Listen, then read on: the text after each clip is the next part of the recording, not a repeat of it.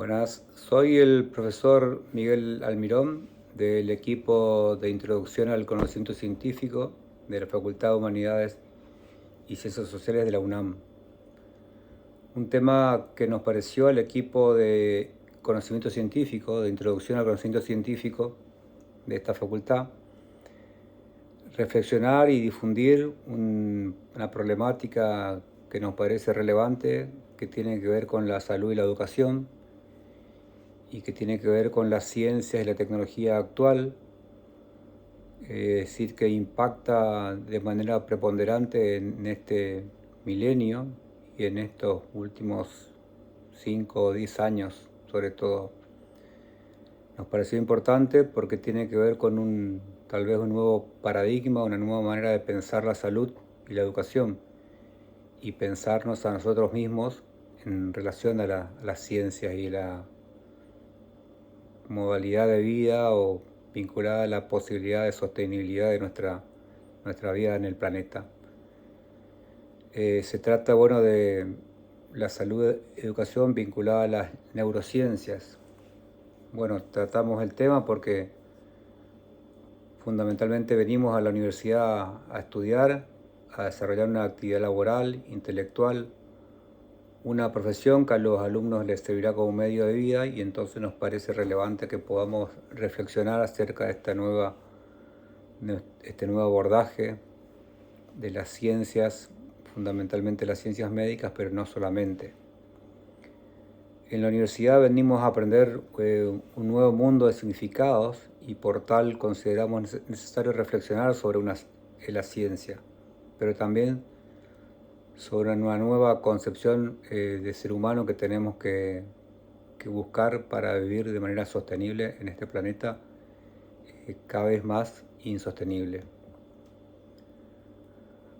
Reflexionamos aquí sobre las neurociencias porque se trata de una especialidad disciplinar de este nuevo milenio y nos genera la oportunidad para pensar un nuevo modo de vida, tal vez, en un nuevo estilo que puede contribuir con la sostenibilidad para poder percibirnos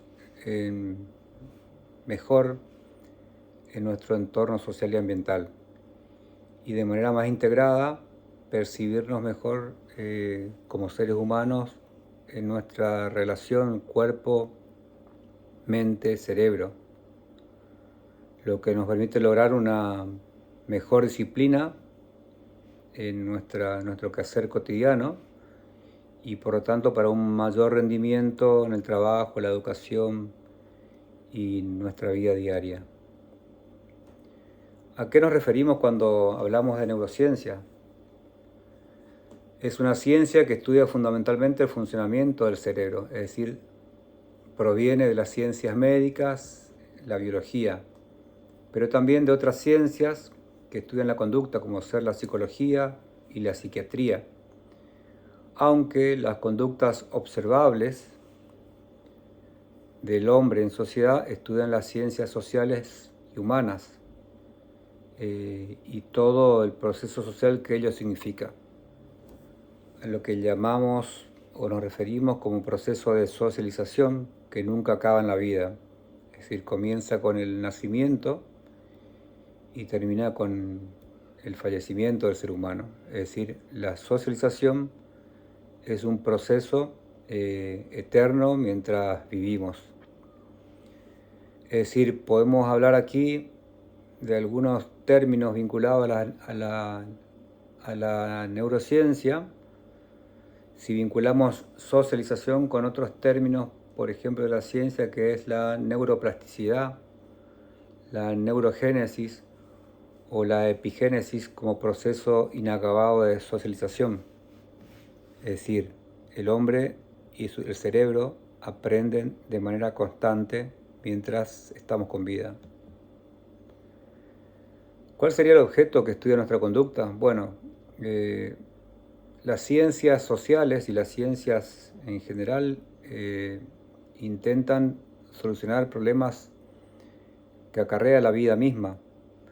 Y en el caso de las ciencias sociales estudiamos qué hacemos, cómo lo hacemos, qué pensamos, cómo justificamos nuestras acciones, qué decimos cuando decimos algo, o sea, qué significado le atribuimos a las conductas nuestras y de los demás, qué significado le atribuimos a nuestras emociones y a los sentimientos. En ese sentido hay una relación entre ciencias sociales y neurociencias. ¿Por qué? Porque la mente logra su psiquis mediante las relaciones sociales y los pensamientos, es decir, la vida en el entorno familiar, social, laboral, institucional. Entonces las neurociencias o la neurociencia no solo estudia el cerebro en términos químicos, anatómicos y sus funciones, sino que estudia qué lo hace funcionar, qué hace funcionar a un cerebro. Ahí se complejiza con la relación cerebro-mente-cuerpo, porque tenemos un cuerpo y una mente que funcionan de maneras vinculadas. Es decir, un cerebro y una mente que caben en un cuerpo que actúa en una sociedad. Es decir, este cerebro que a su vez tiene pensamientos, tiene sentimientos y emociones. Y ahí hay una vinculación con la química del cerebro y la química del cuerpo. Entonces de ahí la importancia de estudiar la voluntad y la energía motivadora de la vida humana. ¿Qué hace que una vida se quiera vivir? ¿Qué nos motiva a que vivamos? Bueno, eso es un proceso mental, físico, químico y cultural. La cultura es nuestro horizonte de vida, lo que nos permite estructurar nuestros pensamientos y nuestras acciones en base a la memoria histórica, en base a los deseos y emociones que tenemos en la vida en sociedad. Entonces el objeto de estudio del cerebro y su construcción histórica, es decir, la mente y la psiquis, tiene un proceso de construcción social. No nacemos, tenemos algunos esquemas innatos, pero la mente se forma durante un proceso histórico-social del ser humano, que ya nace en sociedad. Entonces el cerebro en sí, su anatomía, es un órgano sin historia, en un sentido social, que no tiene contenidos, se va formando con la historia personal, con acciones, sentimientos, es decir, con el proceso de socialización, con el proceso de trabajo, con las vinculaciones con las amistades, con los hábitos, las intuiciones. Es decir, la mente se forma en un proceso histórico. Nuestro cerebro solamente tiene capacidad potencial de ser construido de una vida en sociedad. Nuestro cerebro entonces construye una memoria que puede ser consciente o no, objeto del psicoanálisis y de la psicología. Esa memoria que se evoca con los recuerdos, esa memoria se cree que se encuentra en diferentes áreas del cerebro, como ser, y aquí entramos específicamente al funcionamiento del cerebro, tema que no es objeto de estudio de las ciencias sociales, pero hacemos referencia a cómo funciona el cerebro y cómo es activado por la vida en sociedad. Bueno, entonces la memoria que se construye se forma en diferentes áreas del cerebro, según lo estudiado. Por ejemplo, el hipocampo, que gestiona la memoria y el aprendizaje. La corteza temporal y el sistema límbico, que gestiona el almacenamiento de la información, las emociones, los recuerdos de corto y largo plazo. ¿Cómo se activa ese hipocampo? Y aquí hay una cuestión importante, si se quiere, descubierta recientemente o potenciado su conocimiento y difundido, que el hipocampo se activa con la actividad física. O sea, los grandes pensadores seguramente quizás no hacían gimnasia, no hacían ejercicio, pero hoy se descubre que uno puede potenciar el funcionamiento del hipocampo y la memoria, los recuerdos, con la actividad física. Es decir, actividad física y actividad mental, intelectual, van de la mano. Por su parte, el sistema de activación reticular ascendente es una red neuronal que filtra los recuerdos, los conocimientos y los selecciona a fin de que solamente se evoque o recuerde aquello que tiene una importancia significativa para el ser humano, aquello que creemos que es importante para tomar decisiones. porque si no tuviéramos este sistema, seguramente recordaríamos todo, como un famoso libro de Borges, que había un personaje memorioso que recordaba todo, y eso era imposible priorizar el pensamiento. Si recordamos todo, seguramente no podemos almacenar todo, y por lo tanto todo es importante y nada tiene prioridad en la toma de decisiones. Entonces este sistema articular ascendente que filtra la información es muy importante en la toma de decisiones del ser humano. Cabe la mención a un científico importante español de principios del siglo XX, Ramón y Cajal, que fue el primero que sentó las bases para los estudios del cerebro y por lo tanto podríamos decir que es el fundador de las neurociencias. Este personaje científico, muy abocado a la ciencia, era a su vez de médico, era dibujante y fotógrafo. Se encargaba de extraer los cerebros de animales, los diseccionaba, los cortaba en láminas, los coloreaba, los disecaba y entonces podía identificar las neuronas. Fue uno de los primeros que identificó las neuronas, las fotografió y las dibujó y llevó a diferentes congresos para estudiar el funcionamiento del cerebro en base a las células neuronales que son las neuronas. Describía así el funcionamiento del cerebro mediante impulsos eléctricos. Mediante las neuronas se conectan por axones y dendritas. Es decir, el cerebro funciona con una electricidad, con una energía, y esa energía se conecta y forman los recuerdos y los pensamientos. Hoy en día, el estudio de la neurociencia del cerebro en general está muy estudiado. Hoy en día, por ejemplo, se puede hacer el seguimiento de una neurona o una red neuronal y se correlaciona con las imágenes o las ideas que tienen las personas. Hay estudios importantes hechos en Estados Unidos, en Alemania, donde aquellas personas que tienen dañado el hipocampo o la zona de los recuerdos, recuerdan ciertas cosas y otras no. Por ejemplo, recordar fotos. Al recordar fotos se evalúan los impulsos eléctricos y se puede hacer un seguimiento de cuáles son las neuronas dañadas o qué partes están dañadas y qué partes funcionan y cómo puede hacerse una rehabilitación de determinadas enfermedades, como por ejemplo el Alzheimer o el Parkinson.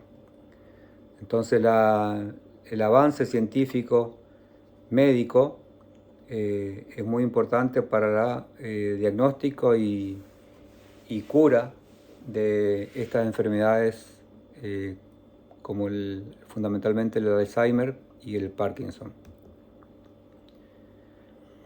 Podemos decir que el cerebro como órgano forma parte de un sistema nervioso del cual es solamente una parte. Se sabe actualmente que tenemos más neuronas en el sistema digestivo que en el cerebro. Es decir, hay una alta relación entre la biota intestinal, compuesta a su vez por millones de bacterias, que forman parte a su vez del sistema inmunológico, de la defensa de las enfermedades. Es decir, aquí relacionamos calidad en la ingesta, calidad en la alimentación, en la nutrición y salud mental, salud cerebral.